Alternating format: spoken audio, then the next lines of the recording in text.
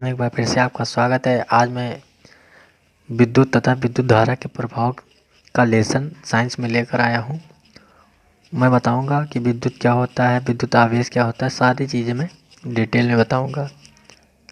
लेकिन वीडियो शुरू करने से पहले मैं आपसे अनुरोध करना चाहता हूँ कि हमारे चैनल को सब्सक्राइब कर लें।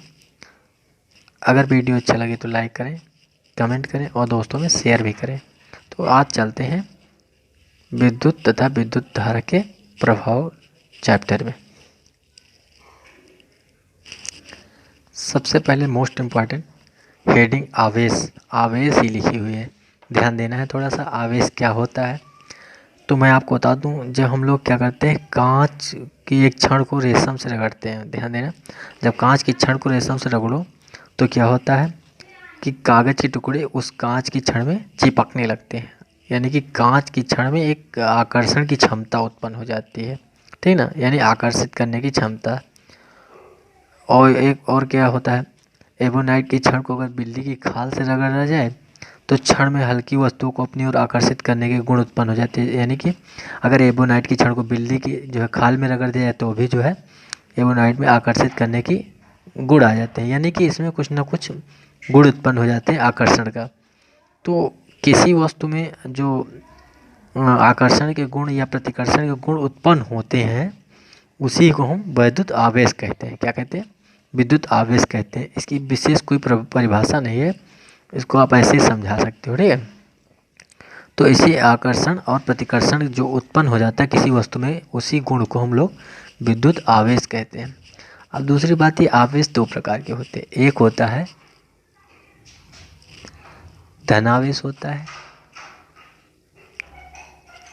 तो परिभाषा के तौर पे जो मैंने बताया वो आप दे सकते हो। एक धनावेश होता है और एक होता है ऋणावेश। ये दो प्रकार के आवेश होते हैं। तो आवेश की परिभाषा और ये जो था दो प्रकार की होती है, मैंने आपको बताया। आप अपने हिसाब से भी लिख सकते हो आवेश क्या है, ठीक ना। क्या होता है, किसी वस्तु में अगर ये गुण उत्पन्न हो जाए, किसी दूसरी वस्तु को आकर्षित करने और प्रतिकर्षित करने का गुण उत्पन्न हो जाए तो उसी को हम आवेश कहते हैं, ठीक है। इसी प्रकार के गुण को हम आवेश कहते हैं। तो अब हम जानते हैं जो है विद्युत जो होती धारा क्या होती है, विद्युत धारा क्या होती है, इसके विषय में जानेंगे। लेकिन विद्युत धारा जानने से पहले कुछ मोस्ट इम्पॉर्टेंट चीज़ें जानना हमें, कि जो ये क्या कहते हैं आवेश होता है, आवेश के ही कारण विद्युत धारा भी उत्पन्न होती है, ठीक ना। तो आवेशों का उत्पन्न होना इलेक्ट्रॉन सिद्धांत द्वारा समझाया जा सकता है। किसके द्वारा? आवेश उत्पन्न जो होता है इसको हम इलेक्ट्रॉन सिद्धांत द्वारा समझा सकते हैं, ठीक है। तो इलेक्ट्रॉन सिद्धांत समझाने के लिए हमको जरूरी है परमाणु के विषय में जानना। ये होता है परमाणु, मान के चलो परमाणु होता बहुत छोटा है, लेकिन हम यहाँ पर चित्र में आपको बड़ा दिखाएंगे। ये बीच में मान के चलो नाभिक है। क्या है परमाणु का? ये नाभिक है। परमाणु के नाभिक में प्रोटॉन और न्यूट्रॉन पाए जाते हैं, याद रखना। परमाणु के नाभिक में प्रोटॉन और न्यूट्रॉन पाए जाते हैं। और जो मैं आपको बता दूं कि सारा भार परमाणु का नाभिक में ही होता है। जो भार होगा ये किनारे किनारे नहीं होता है, इसी में पूरा पूरा भार लगभग 99% भार नाभिक में होता है। और मैं आपको बता दूं, नाभिक के चारों ओर कक्षाएं होती हैं, जैसे ये कक्षा, ये इसी तरह की कक्षाएं होती हैं जिसमें इलेक्ट्रॉन पाए जाते हैं। क्या पाए जाते हैं? इलेक्ट्रॉन पाए जाते हैं, ठीक ना। हर कक्षाओं में इलेक्ट्रॉन की संख्या निर्धारित है कि इसमें इतना होगा, इसमें इतना होगा, ठीक है। अब मैं आपको बता दूं, नाभिक में प्रोटॉन होता है जिस पर धनावेश होता है। कौन सा आवेश होता है? धनावेश होता है। और जो इलेक्ट्रॉन होते हैं उस पर जो होता है ऋणावेश होता है। कौन सा आवेश होता है? ऋणावेश होता है। अच्छा, न्यूट्रॉन पे कौन होता है? ये न्यूट्रल होते हैं, इस पर कोई आवेश नहीं होता है। जितना धनावेश नाभिक पर होता है, ठीक है ना, यानी नाभिक में होता है, प्रोटॉन में होता है, उतना ही ऋणावेश इलेक्ट्रॉन पर होता है। कहने का मतलब जितना धनावेश प्रोटॉन पर उतना ही इलेक्ट्रॉनों पर ऋणावेश होता है। याद रखना, नाभिक में प्रोटॉन न्यूट्रॉन पाए जाते हैं और इलेक्ट्रॉन नाभिक के चारों ओर कक्षाएं होती हैं उनमें चक्कर लगाते हैं, ठीक ना। और नाभिक का सारा भार, माफ कीजिए, परमाणु का सारा भार नाभिक में होता है। ये आपको याद रखना है। जितना प्रोटॉनों पर धनावेश होता है उतना ही इलेक्ट्रॉनों पर ऋणावेश होता है, यानी कि दोनों मिलके पूरा परमाणु उदासीन कर देते हैं, ठीक है।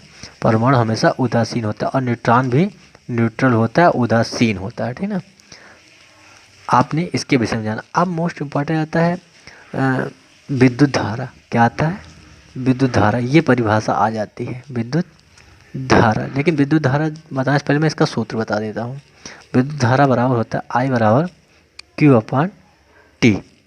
ठीक ना। अब Q क्या है, T क्या है। अब आपको बता दूँ आवेश, अभी अभी आपने पढ़ा था आवेश। क्या पढ़ा था? आवेश। तो Q को हम आवेश बोलते हैं। क्या बोलते हैं? आवेश। क्या बोलते हैं? आवेश बोलते हैं। और इस आवेश का मात्रक होता है कूलाम। याद रखना, आवेश का जो मात्रक होता है वो होता है कूलाम। ठीक। उसके बाद टी क्या है? टी तो समय है। क्या है? समय है। और समय का मात्रक आप जानते हो सेकंड होता है। अब क्यों है, अब इस तरह कभी भी सूत्र बन जाए, ध्यान देना है थोड़ा सा। क्या होता है, किसी परिपथ में जो आवेश बहता है, क्या बहता है? ये आवेश है, यही बहता है तो धारा उत्पन्न होती है। जैसे कोई लोहे की छड़ है, ठीक ना, इसी में क्यों बहेगा, यानी आवेश बहेगा तो ही धारा उत्पन्न होगी। यानी कि यही आवेश ही धारा बनाता है। केवल इतना सा अंतर है कि ये जो एकांक समय, ये टी जो है इसको एकांक बोल दीजिए, अभी परिभाषा निकल आएगी। हमेशा परिभाषा बनाने के लिए नीचे वाले को एकांक बोला जाता है। क्या किया जाता है? नीचे वाले को एकांक बोल दो। कभी भी कोई भी परिभाषा हो, नीचे वाले को एकांक। एकांक समय क्या हो जाएगा? एकांक समय। एकांक समय कह सकते हो। एकांक समय में, फिर ऊपर वाला बोलो, नीचे वाला बोलेगा तो ऊपर वाला बोल दो। एकांक समय में बहने वाले आवेश, बहने, आवेश बहता ही है, याद रखना। एकांक समय में बहने वाले आवेश को विद्युत धारा कहते हैं। क्या कहते हैं?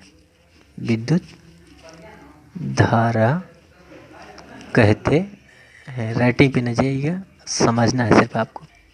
ठीक, ध्यान देना, बिल्कुल सिंपल सा। एकांक समय में बहने वाले आवेश को विद्युत धारा कहते हैं। ठीक है, इतना आप इसे याद कर सकते हो। परिभाषा बिल्कुल सिंपल सी है। यानी कि धारा का सूत्र भी जान गए। मात्रक क्या होता है? इसका मात्रक, इसका मात्रक क्या होता है? इसका मात्रक एम्पियर होता है। क्या होता है? याद रखिए, एम्पियर को ए से भी लिख दिया जाता है, ठीक ना।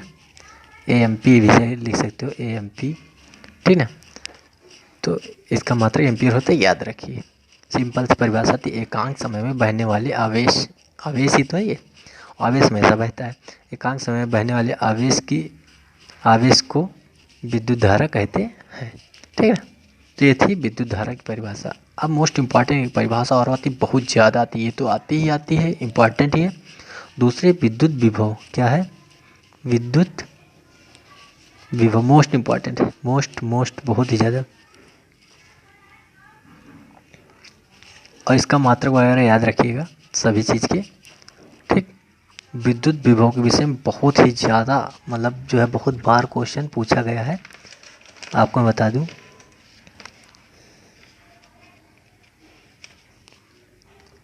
तो इसका मात्रक आपको याद रखना है। किसका? विद्युत धारा का। थोड़ा सा ध्यान देना। दो प्रकार के आवेश होते हैं, एक धनावेश होता है, एक ऋण आवेश होता है, ध्यान देना। अब मैं आपको बता दूं इसकी परिभाषा क्या है। एकांक धनावेश को, ध्यान देना, एकांक धनावेश को किसी बिंदु तक, माफ कीजिए, अनंत से किसी बिंदु तक लाने में किया गया कार्य क्या कहलाता है? विद्युत विभव कहलाता है। इसका सूत्र मैं लिख दे रहा हूँ। विद्युत विभव को V लिखते हैं, V बराबर W/Q। ठीक, W/Q, ध्यान देना, W/Q। अब मैंने कहा था नीचे वाले को एकांक बोल दो तो परिभाषा निकल आएगी। सिर्फ थोड़ा सा याद रखना, थोड़ा सा इसमें ज्वाइंट किया गया अनंत से।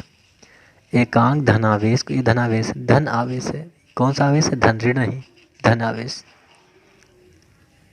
एकांक, नीचे वाले को एकांक, फिर W मतलब कार्य, वर्क में कार्य होता है, ठीक ना। एकांक धनावेश को अनंत से, कहाँ से लाएंगे? अनंत से, और लाओगे तो कुछ कार्य करना पड़ेगा, वही चीज़ हो गई। एकांक धनावेश को अनंत से लाने में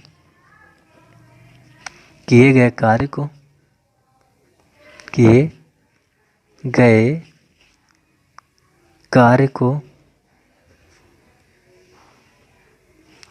एकांक धनावेश को अनंत से लाने में, अनंत से कहाँ लाने में, अनंत से किसी बिंदु पे लाने पे लिख दो, किसी बिंदु तक। ये भी ज्वाइन कर सकते हो, नहीं तो ऐसे भी लिख सकते हो, एकांक धनावेश को अनंत से किसी बिंदु तक ले आओ, कहीं भी ले आओ, ठीक ना। लाने में किए गए कार्य को क्या कहते हैं, विद्युत विभव कहते हैं, ठीक ना। बिल्कुल सिंपल सा था ना। एकांक धनावेश को कहाँ से, भाई देखो बन नहीं रहा था तो यहाँ पर धनावेश अनंत याद कर लो, अनंत से लाना, कहाँ से लाओगे तो कार्य करना पड़े, कार्य आ गए ना, और कार्य तब होगा जब कुछ लाएंगे ले जाएंगे। तो एकांक धनावेश को अनंत से किसी बिंदु तक लाने में किए, मतलब कहीं पर लाना है ना, किसी बिंदु तक लाने में किए गए कार्य को विद्युत विभव कहते हैं। इसे ध्यान देना, थोड़ा सा उसमें रहेगा था विद्युत धारा में, उसे आई से प्रदर्शित करते हैं, किससे प्रदर्शित करते हैं, आई से, धारा को आई से प्रदर्शित करते हैं, ठीक ना। मैंने पहले लिख दिया था, आप बाद में लिख सकते हो। जैसे इसमें वी से प्रदर्शित करते हैं विद्युत विभव को, तो विभव इसे वी से प्रदर्शित करते लिख सकते हो। इसका मात्रक क्या होता है, मोस्ट इम्पॉर्टेंट ये है, इसका मात्रक वोल्ट होता है। क्या होता है, वोल्ट होता है। हमारी उम्मीद बिल्कुल समझ में आ गया होगा, इसमें कोई दिक्कत नहीं होगी और उसमें भी कोई दिक्कत नहीं होगी, दोनों में एकांक है, ठीक है ना।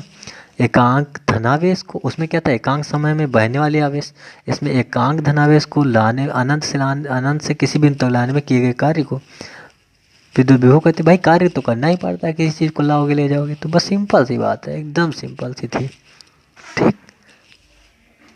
तो इससे ये परिभाषा आप याद रखिए, क्योंकि ये बहुत बार आई है और इस बार भी आने के इसके बहुत ज़्यादा चांसेज हैं। अब इसके बाद हम आपको बताएंगे सूत्र, आप इसका याद रखिएगा, इससे सवाल लगेंगे, इसका भी सूत्र आपको याद रखना है, ठीक है। उसके बाद हम बात करेंगे कुछ चीज़ें, जैसे कि हो गया ओम का नियम। क्या होगा, ओम का नियम। ओम का नियम मोस्ट इम्पॉर्टेंट है, ये भी बहुत आया, ये जरूर आएगा, 100% आएगा, इसलिए इसको जो है अगले वीडियो में बताएंगे।